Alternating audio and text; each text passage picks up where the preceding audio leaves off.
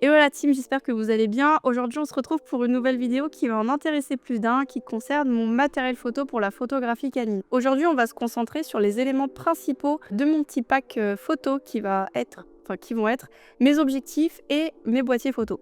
Ensuite, on fera une partie 2 pour parler de tous les accessoires que j'utilise en rapport avec la photographie également. Et je vais vous dire ce que j'ai acheté dans l'ordre chronologique où je les ai achetés, parce qu'en fait, j'ai acheté certaines choses au début pour une utilisation spécifique et ensuite au fur et à mesure où j'ai développé mon activité, j'ai eu besoin d'acheter du matériel en plus, donc je vais pouvoir vous raconter ça aujourd'hui. J'ai déjà fait une petite vidéo sur Instagram, donc n'hésitez pas à me suivre sur Instagram pour des formats courts. Et là, du coup, aujourd'hui, on va s'attarder sur une vidéo un peu plus détaillée pour que je puisse vous expliquer vraiment qu'est-ce qui me sert à quoi, pourquoi est-ce que j'ai acheté tel ou tel objectif, mon retour dessus aussi qui est très important. Cette vidéo, elle est adressée aux débutants qui ne savent pas forcément vers quoi se tourner pour commencer en photographie animalière, mais également aux personnes un peu plus avancées qui veulent avoir des informations peut-être sur le matériel Nikon ou Sigma Art, parce que vous allez voir que je n'ai que du Nikon ou du Sigma Art dans ma petite mallette. Et du coup, aux personnes qui veulent peut-être changer de matériel ou évoluer vers un matériel amateur à professionnel. Donc, c'est parti!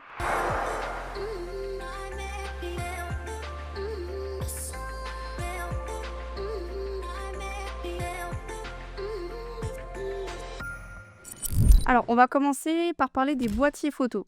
Donc, actuellement, j'ai le Nikon Z6 II et le Nikon Z8. Pourquoi j'ai deux appareils photo? Tout simplement parce que je fais de la photo, de la vidéo, du contenu sur YouTube et du coup, c'est indispensable pour moi d'avoir deux appareils photo.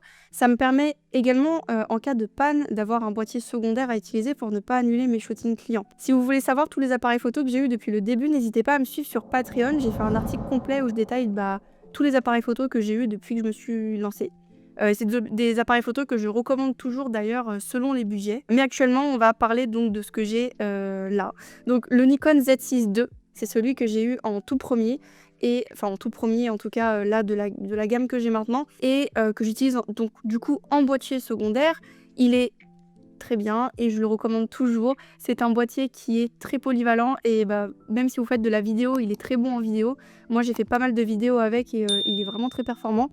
Même le rapport qualité-prix est vraiment très bien. Et du coup en deuxième boîtier j'ai le Nikon Z8 que je me suis acheté cette année. Donc c'est un boîtier professionnel qui est légèrement plus cher que le Nikon Z6 II mais qui en vaut la peine.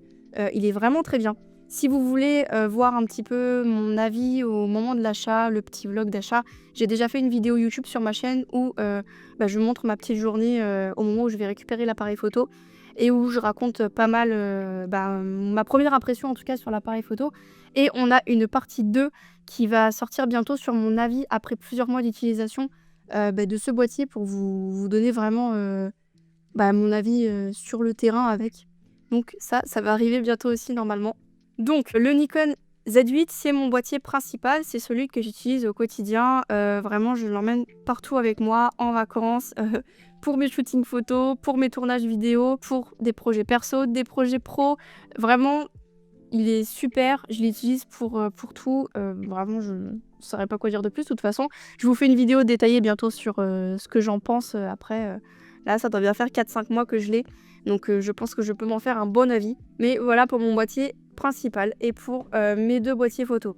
Ensuite, on va passer aux objectifs. Il y a déjà un objectif qui est en train de me filmer et c'est le tout premier que j'ai eu, que j'ai actuellement. En tout cas, c'est mon plus ancien. C'est le 85 mm en 1.4 de chez Sigma Art. Alors, vous allez voir que tous mes objectifs sont de chez Sigma Art parce que j'aime beaucoup cette marque et que j'en ai testé plusieurs. Et c'est ce qui ressort pour moi le mieux. Enfin, c'est ce que je préfère en tout cas.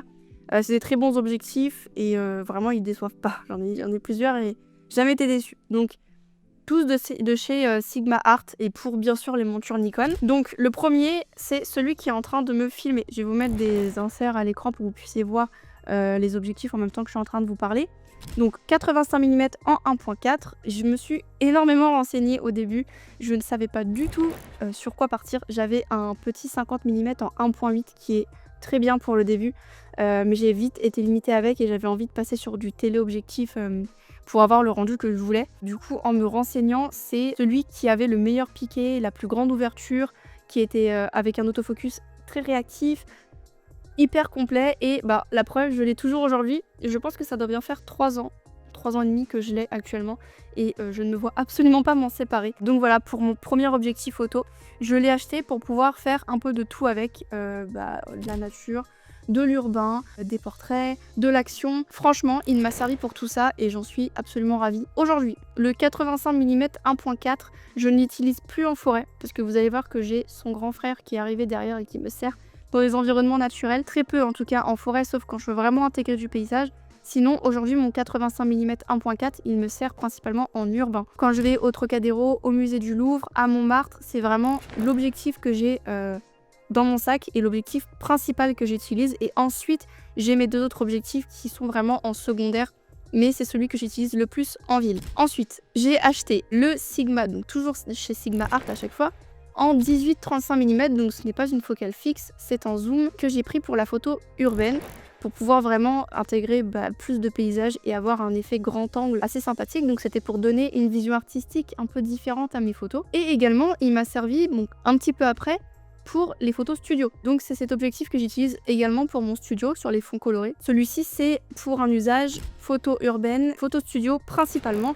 Après, ça m'arrive de le prendre également dans mon sac quand je vais faire des photos en nature, etc., dans les fleurs, pour donner une vision un petit peu différente, mais beaucoup plus rare pour être honnête. Mais c'est le deuxième que j'ai acheté, parce que du coup, j'avais déjà un téléobjectif avec le 85, et je me suis dit pourquoi pas prendre du grand angle, parce que c'est très pratique aussi. De toute manière, dans le pack de matériel photo que vous avez, moi je vous conseille toujours d'avoir un maximum de focales différentes pour pouvoir varier en fait vos prises de vue. Ensuite, et le dernier que j'ai acheté et qui m'a causé le plus de soucis, vous avez dû voir un petit peu les problèmes que j'ai eu avec l'objectif qui m'a lâché en pleine séance photo, c'est le 135 mm en 1.8, toujours de chez Sigma Art. C'est mon petit bébé. Voilà, celui-là, je l'adore vraiment et de toute manière, si vous êtes un peu renseigné dans la photographie animalière, vous savez que beaucoup de photographes l'ont, il est vraiment très bien, il donne vraiment un très beau rendu. Malheureusement, je l'ai pris d'occasion et du coup, j'ai le moteur de l'autofocus qui m'a lâché récemment, il m'a causé pas mal de soucis, mais, et ça c'est important d'en parler aussi, Sigma a un très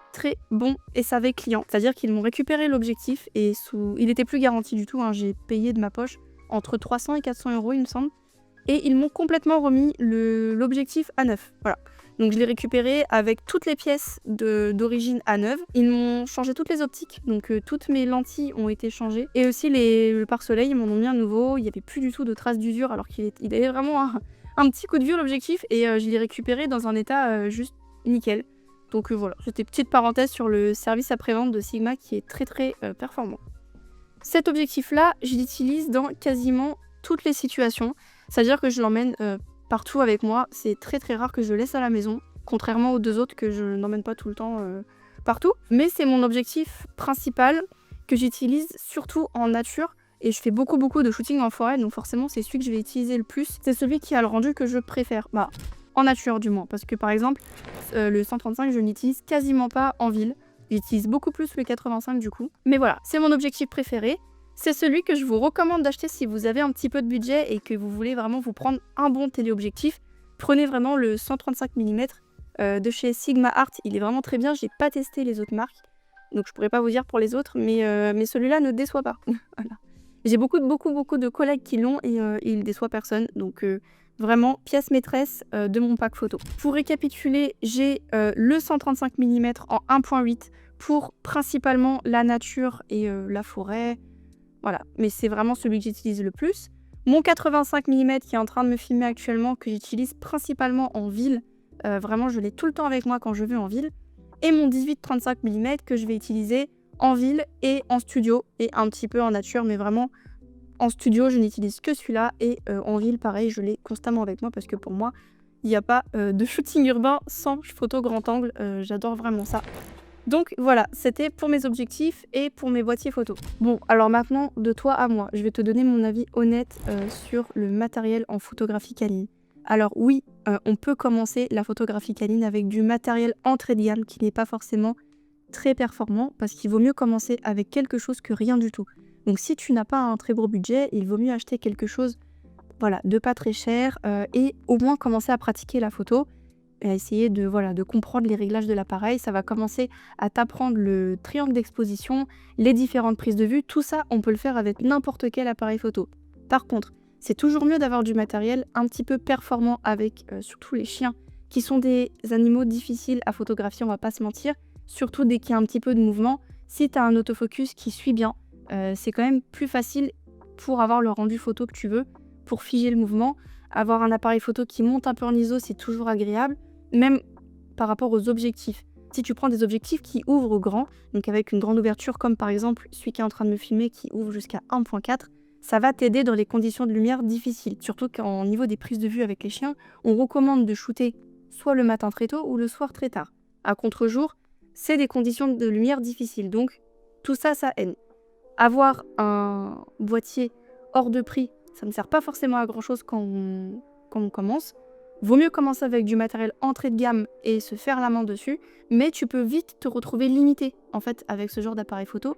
Et donc, prendre des appareils photo un petit peu plus professionnels, ça va t'aider à avoir un autofocus qui est un peu plus réactif et du coup, pouvoir réussir plus de photos et avoir globalement un rendu photo qui va plus te plaire. Du coup, cette vidéo est maintenant terminée.